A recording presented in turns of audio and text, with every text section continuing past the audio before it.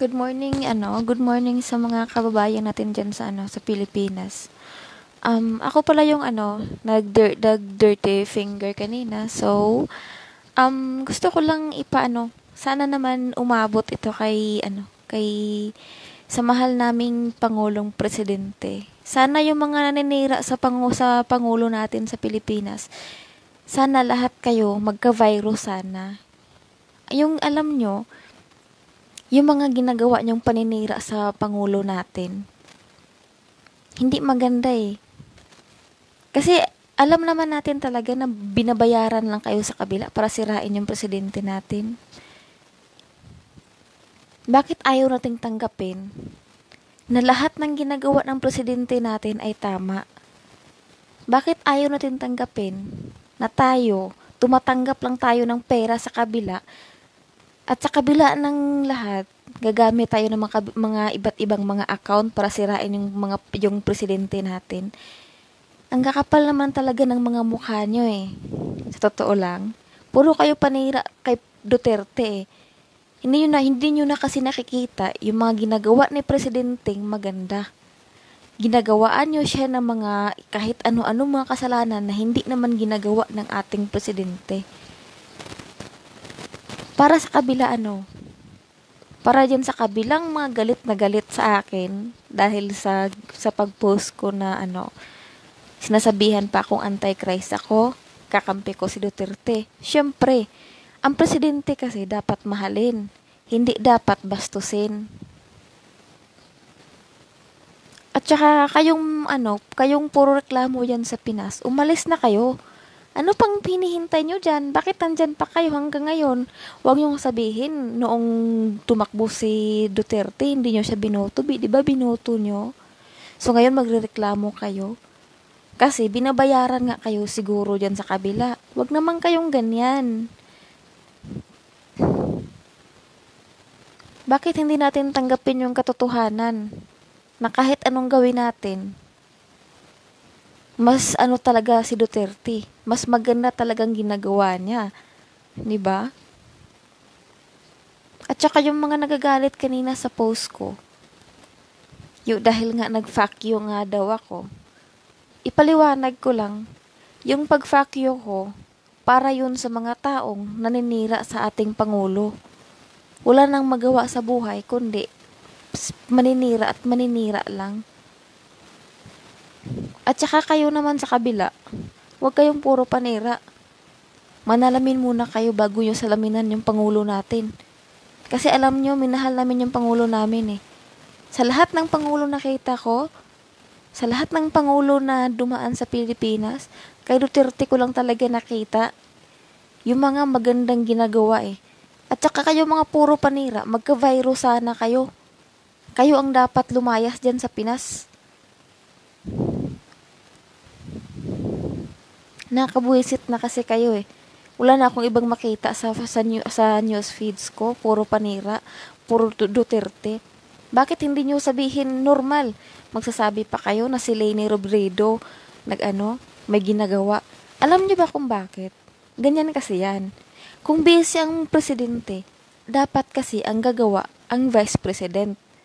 'Di ba tama? Tapos sa pagtulong ni Leni, sasabihin nyo na walang nagawa ang aming presidente. Ang kukupal nyo.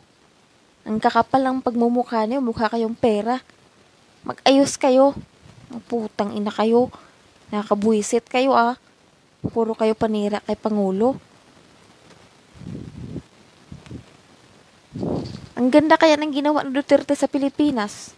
Tapos nagkakaganyan ang Pilipinas, sisisihin nyo siya. Bakit?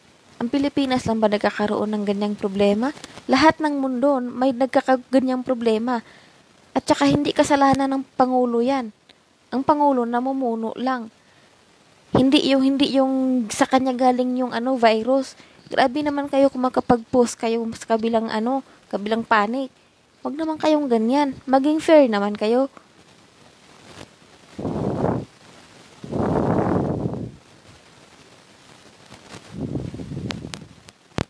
Bakit ba nasisilaw kayo sa pera?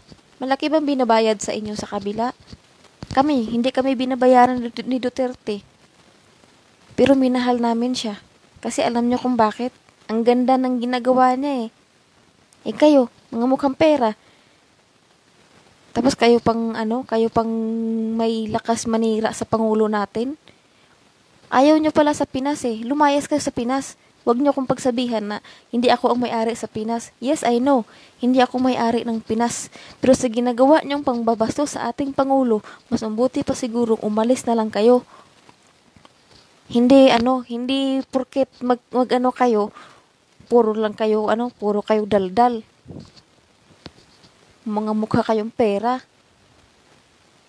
Tapos magagalit kayo kasi nag dirty finger ako. Oo nga. Fuck you kayo. Kayong mga taong naninira sa ating Pangulo, itong bagay sa inyo, oh. Putang ina kayo. Kakabwisit kayo. Wala na akong makitang iba. Lalagyan nyo pa ng kahit ano-ano pang ilalagay nyo sa mukha ng Pangulo. Kung kayo kaya ginaganyan ng mga tao, anong gagawin nyo? Siyempre magagalit kayo. Pasalamat kayo, mabait yung Pangulo natin. Pasalamat kayo, hindi gumagawa yung Pangulo natin para hulihin kayo, pero may oras din kayo. Akala nyo siguro masaya na yung ginagawa nyo? Nagmangninira lang kayo? Sa mga Bisaya diha, nga magsigi og kwan,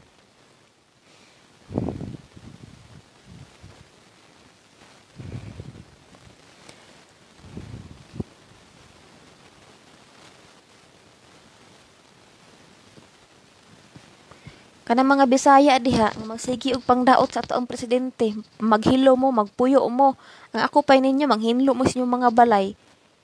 Dili kay magsigi mo pangdaot sa tong presidente. Wala na mo laay makita Duterte, Duterte, Duterte.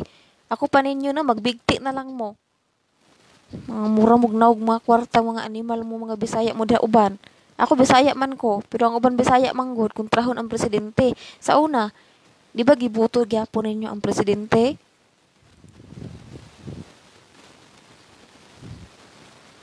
Naman kayong ganyan. Sa mga Tagalog naman, puro panira, mga mukhang pera dyan. Wag naman kayong bastos. Respetuhin nyo naman yung Pangulo natin. Bakit? Noong yung mga Pangulong dumaan ba? Anong ginawa nun? Ngayong si Duterte ang tumayong presidente ng Pilipinas. Bihira na lang ang mga drug addict. Mayroon pa rin drug addict pero bihira na lang. Yung mga rapist, oo, mayroon pa rin. Bihira na lang. Hindi katulad noon, patay dito, patay doon, rape dito, rape doon. 'Di ba? Simula nang umupo siya, yung mga yun diyan sa Luzon. Kadalasan marami kong naririnig diyan sa Luzon. Gusto nyo pa banggitin ko pa lahat talaga ng kung saan daming gamot na nakakasira ng utak ng tao. Kung hindi dahil kay Duterte, sa tingin nyo ba magkakaroon ng magandang ng Pinas? Tapos ngayon sisirain nyo lang? Mga pusang alaw kayo, mga mukha kayong pera.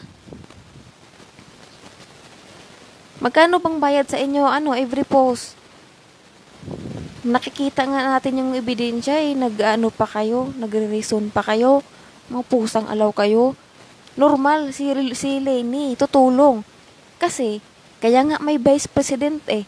Kasi ang vice president kapag wala ang presidente, ang vice ang gagawa. Tapos pagmamalaki ninyo, ipagmamalaki ninyo na buti pa si Leni nakakatulong. Normal trabaho na yan kasi vice presidente siya eh. Huwag naman kayong napaka-judgmental nyo. Sinabihan nyo pa ako na puro filter yung mukha ko. Ito, tignan yung video ko. Naka-filter ako. Or inggit lang talaga kayo.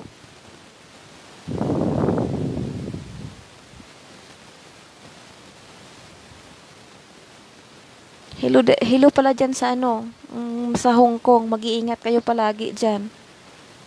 Tandaan nyo palagi, mahalin natin ang ating Pangulo. Kasi lahat na naman talaga eh. Alam nyo ba kung bakit? Ako wala ako sa Pinas. Oo, nasa ibang bansa ako. Nagpapakahirap ako trabaho dito. Alam nyo kasi, pag may problema kasi talaga yung mga ano, yung nasa malayo, syempre, sa presidente tayo, tapos yung ibang mga OFW dyan, sisirain lang ang Pangulo. Sana ma-virus kayo, sana susunugin kayo. Huwag kayong tumawag ng Pangulo ha. Tatandaan ko yung pagmumukha nyo.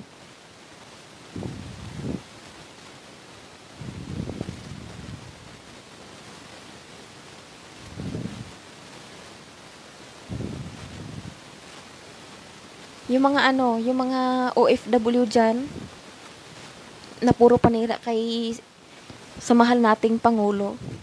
Sige, sirain nyo pa. Pag magkakaano kayo dyan sa ibang bansa, bahala kayo. Naka-screenshot lahat yung mga OFW na naninira dito. Naninira sa Pangulo ng Pilipinas. Tandaan nyo, may screenshot ako dito. Pag nahihirapan kayo sa mga bansang kung saan kayo, huwag kayong tatawag ng presidente. Huwag kayong magpatulong. Kasi habang nandyan pa kayo, minumura, binabastos nyo ang presidente natin. So, tatandaan ko yung mga pagmumukha nyo. Tignan lang natin. Kaya kung anong nang mangyari sa inyo dyan, huwag na kayong magpatulong sa presidente dahil binabastos nyo ang presidente natin. Hindi dapat ganyan. Dapat magtulong-tulungan tayo. Sa sitwasyon ngayon, hindi dapat na sisirain natin yung Pangulo natin porkit lang sa pera. Respeto naman kayo.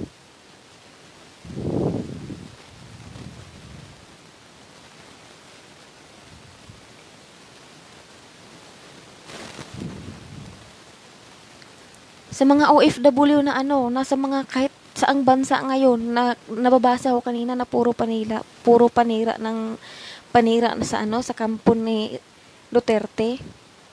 Ito sa inyo sana magka-virus kayo, susunugin yung katawan nyo, hindi makarating ng Pinas. Kakabwisit kayo. Parehas lang yata tayo ng trabaho Tapos magkakaganyan pa kayo.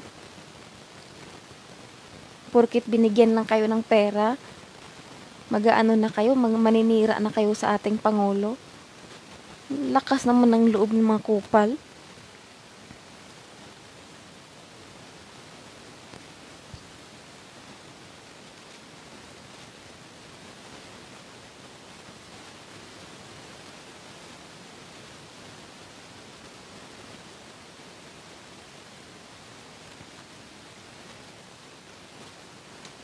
Lakas ng loob nyong manira.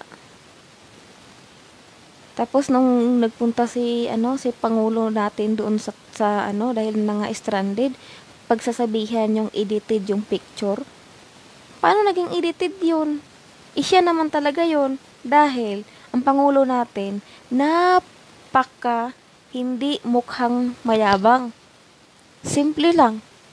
Kung ano siya noon, hanggang ngayon, ganun pa rin siya kasimple. Hindi tulad ng iba dyan.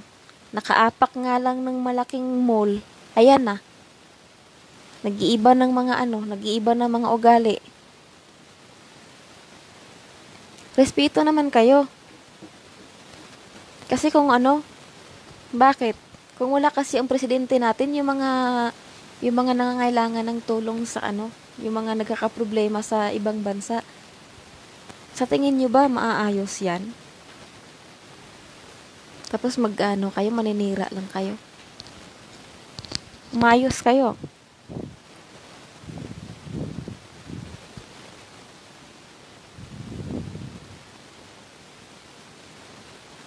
Tapos may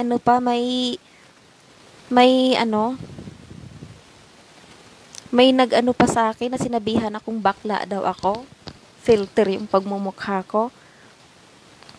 Bagay daw kami magpartner ni Duterte, mga makakapal ang mukha. Mas makapal yung pagmumukha nyo. Binigyan nga lang kayo ng pera, daldal na kayo ng daldal. Mga pusang alaw kayo. Kami yung kami yung mga totoong hindi mukhang pera. Alam nyo kung bakit? Wala kaming sahod Pero, yung nakikita namin, yung mga namin na makatotohanan, yan ang totoo. Hindi porkit binayaran kami, yan na yung gawin natin. mag-aano na tayo. Huwag kayong ganyan. Puro kayo judgmental. Magka-virus sana kayo, susunugin na kayo sa impyerno.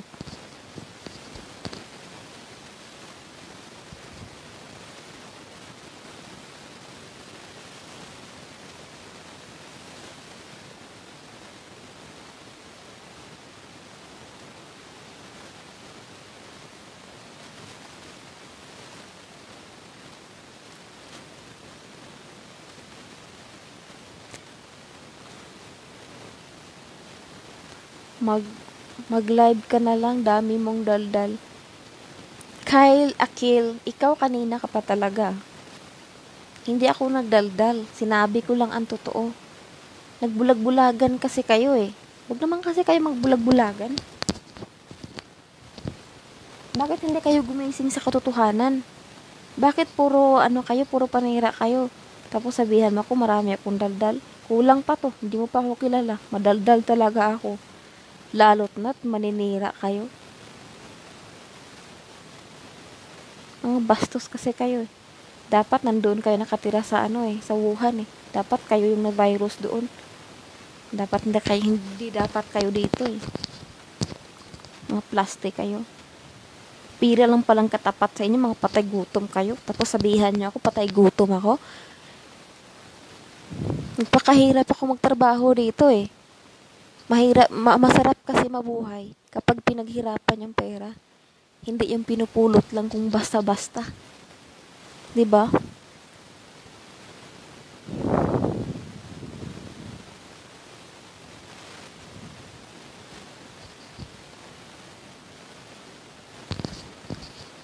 Jomar Porfora, wala naman akong sakit sa puso. Inilabas ko lang talaga ang mga hinanaing ko sa kabilang linya. Puro panira lang kasi. Kayo ba pagsisirain kayo? Siyempre. Tapos hindi naman totoo. Siyempre, magagalit talaga tayo. Hindi naman kasi dapat ganyan eh. Respeto lang naman. Yung ginagawa nating paninira, puro paninira. Bakit hindi tayo bakit hindi tayo magdasal? Ipagdasal na lang natin yung bansa natin na sana maging maayos. Bakit kailangan pa nating sirain yung Pangulo? Para malaglag? Para ibubuto ng tao yung hari na ninyo? Ngaloko naman kayo. Huwag naman kayong ganyan. Maging fair naman kayo.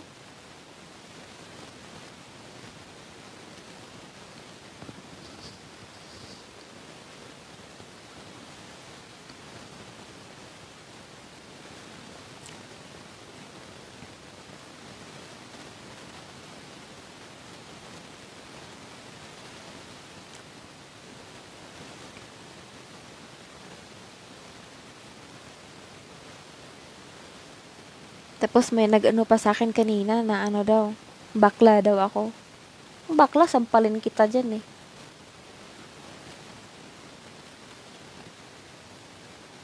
Oo, maganda yung nose line ko. Siyempre, nagsa-sideline ako sa salon. Alam ko kung paano mag-makeup. Huwag yun ang pansinin yung nose line ko. Ganyan talaga yan eh. Kaya napagkamalan akong bakla eh. Pero okay lang yan. Okay lang naman i-bash nyo ako eh. At least sinasabi ko lang talaga yung totoo. Wala akong ayoko kasi magtakip ng dumi na ano eh. Hindi kasi ako ganyan.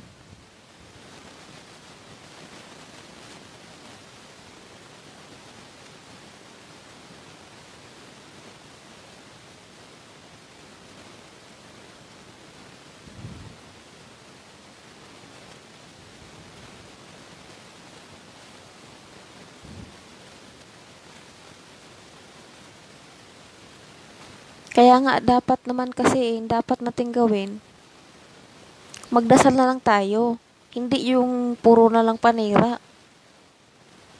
Nako, pag akong talagang iwan ko na lang. Kung ako lang talaga may-ari ng virus, lahat ng naninira lahat ng naninira sa ating mahal na presidente, nilalagyan ko na ng virus para matapos na sila, malagay na sila sa kabaong nila. Ngulang hiya talaga mga tao. Pinoy talaga.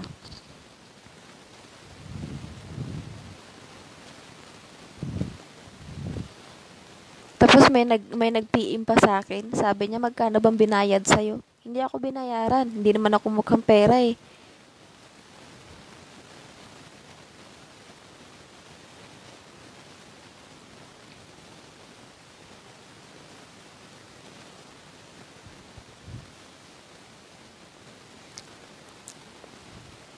Sabi Sam, hindi pa naman ako naging putik. Hindi pa ako tulad mo.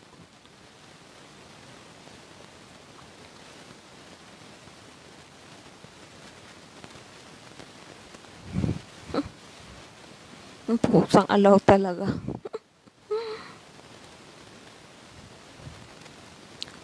Natural mag-live ako.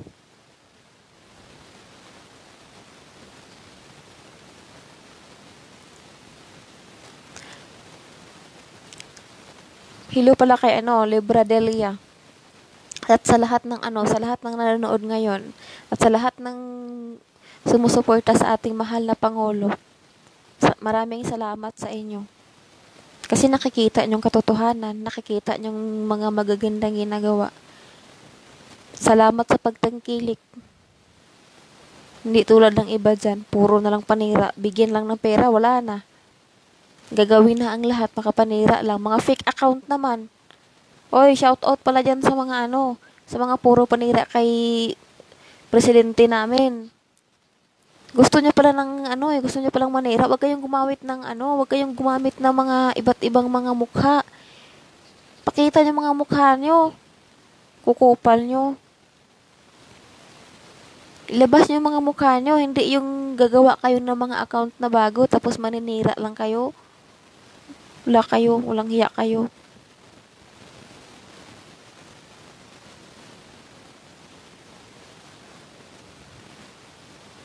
Disyembre 1 lang, kasi lang tumawa ka lang. Okay lang naman sa akin, pagtawanan mo ako eh. Mabait naman ako.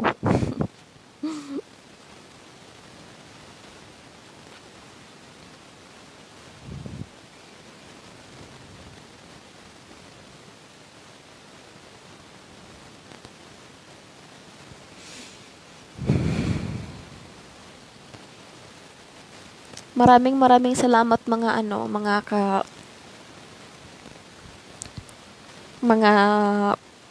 sumusunod dito na napakataas ang respeto. Maraming salamat sa inyo.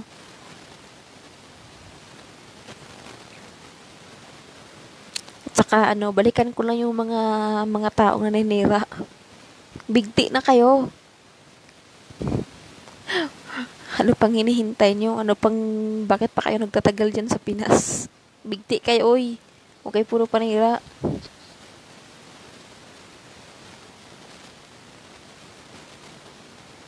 George Libradelia, Pagadian din ako, Pagadian City. Actually, Marawi ako.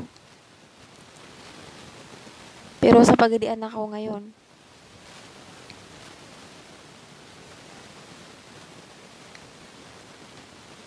Hello pala sa sa mga taga Mindanao na nanonood. Yung mga sumusuporta kay Pangulo natin. Salamat sa inyo dyan sa Mindanao. Maayong buntag dara sa Pagadian City. Kinsa taga Pagadian rin mga Bisaya. Hello sa inyong tanan.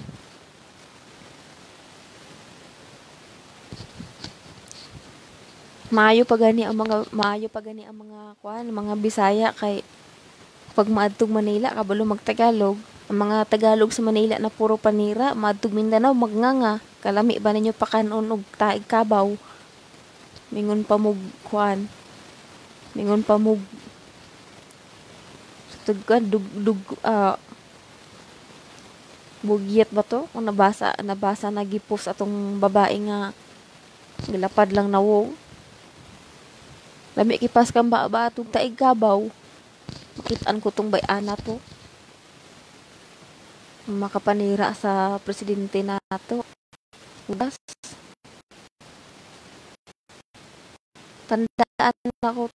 Tandaan ko yung mukha noon. Pag magkakabayos yun, ay nako. Sana sunugin na lang.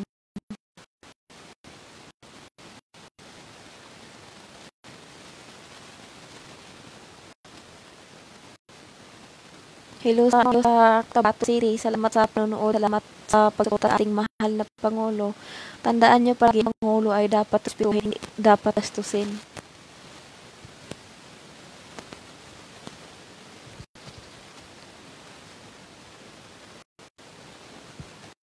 Garcia Cristobal.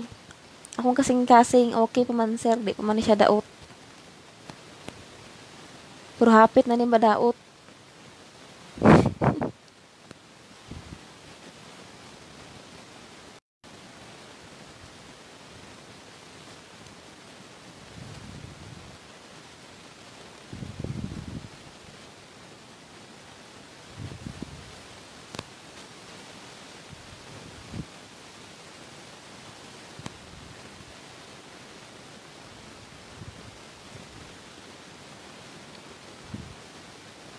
Armida, oo. Buti pa tayo mga Bisaya eh. Kasi pag nagpunta tayo ng Manila, alam na alam natin magtagalog. Yung mga Tagalog magpunta ng Mindanao, nga lang ng nga. Sarap lagyan ng tae ng kalabaw.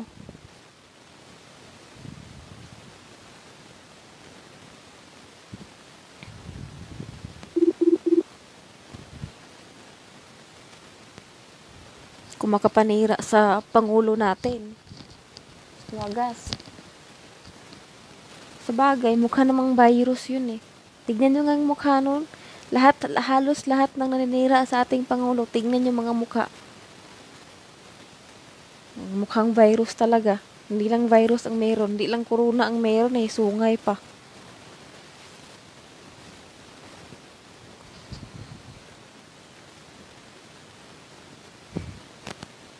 Yung mga taong nagpi-PM sa akin at tsaka nagagalit at magkanong binayad sa akin, hindi ako binabayaran.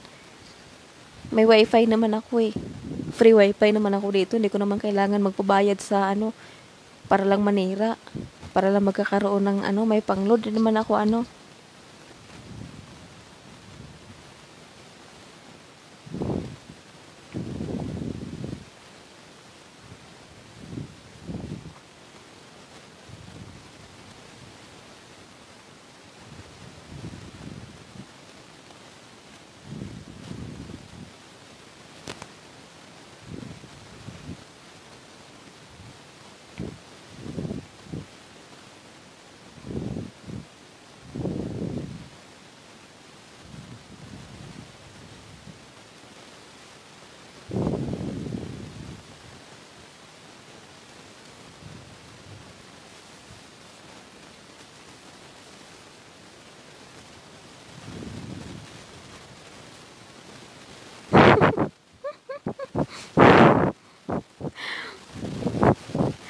Elsa Roble. Kaya nga eh. Mia ka buda-buda. So, babae na puro panira.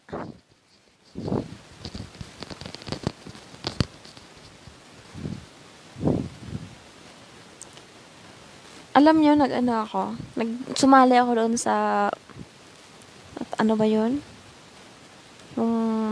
Sa kabilang linya, puro dilaw doon. Puro panira talaga doon.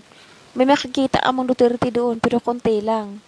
Lahat talaga ng miyembro doon, puro talaga sila dilaw. Puro panira talaga ginagawa nila.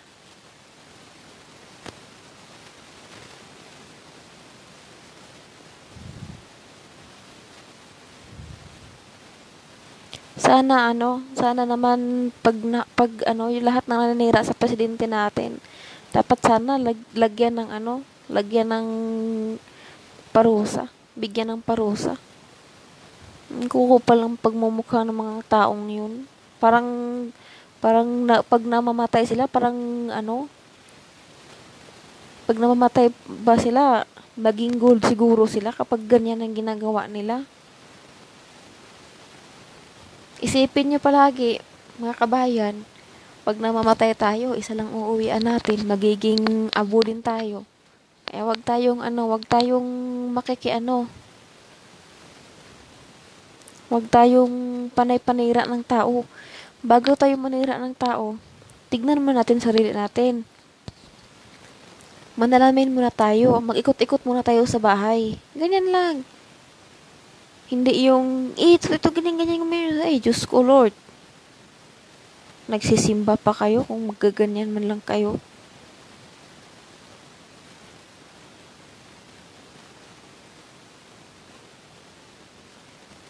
Oo, Armeda. Mga Bisaya daw, mga gwapa. Mga Bisaya, walang inaanuhan to, walang sinasanto to. Pag ito'y pag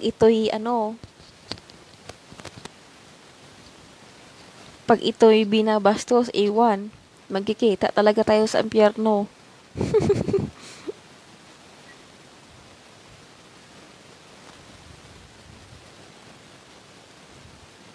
Go lang tayo, go. Huwag tayong bibitiw. Pabayaan natin yung mga putang inang puro panira dyan. Huwag kayong magpadala sa mga sulsul ng mga sunflower na yan.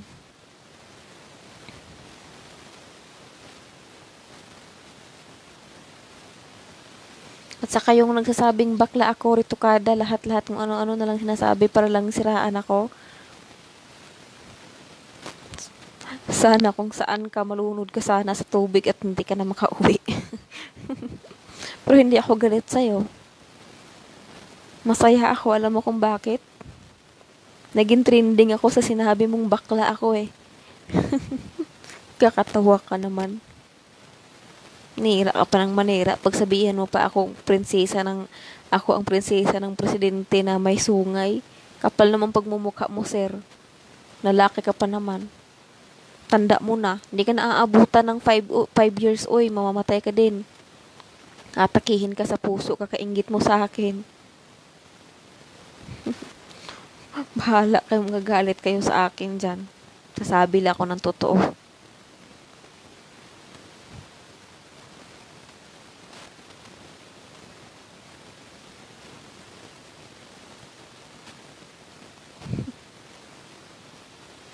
Bye muna sa inyo guys, matutulog na ako.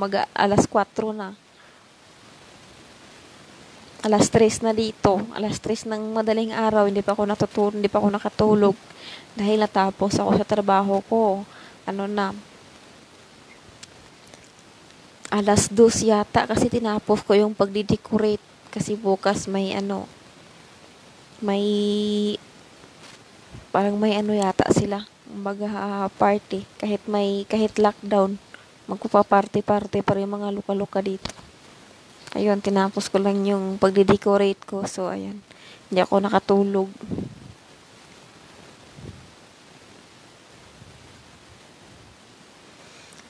Sige na, salamat kay sa inyo. Salamat kay sa inyong pagsuporta ug salamat kay sa inyong pagsunod. Palihog na lang po palihog na lang po kog cheer para makita sa mga sunflower sa pikas. Bye muna sa inyo guys. Salamat.